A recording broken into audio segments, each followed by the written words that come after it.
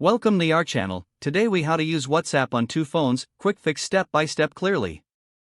To use WhatsApp on two phones, start by ensuring both devices are connected to the internet.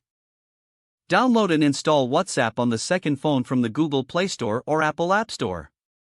Open WhatsApp on the second phone. Select Agree and Continue. Enter the phone number that you originally used on the primary device.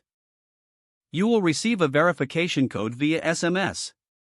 Check the primary phone for the SMS with the verification code.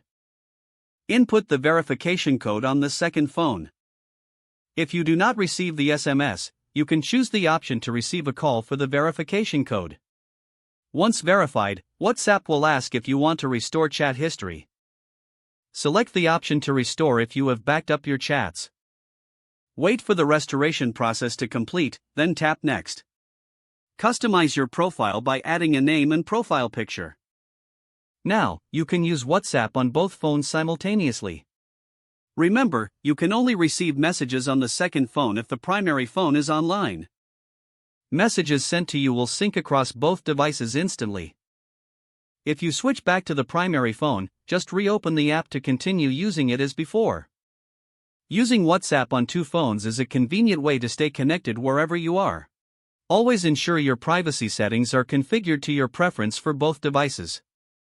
With these steps, you can enjoy seamless communication across multiple devices.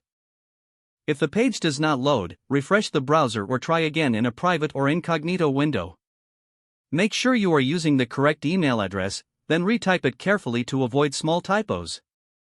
If your password is not accepted, use the reset option and create a new strong password you can remember. Check your spam folder for verification or security emails, then complete any requested confirmation steps. Enable two-factor authentication if available to improve account security and reduce unauthorized access risk. After signing in, review your profile details so your contact information and settings are accurate and current. If you see an error message, note it down and try again after restarting your device and internet connection. Log out when you finish, especially on shared devices, to keep your account and payment information secure. If the page does not load, refresh the browser or try again in a private or incognito window. Make sure you are using the correct email address, then retype it carefully to avoid small typos. Don't forget to like this video and subscribe to our channel for more step-by-step tech guides.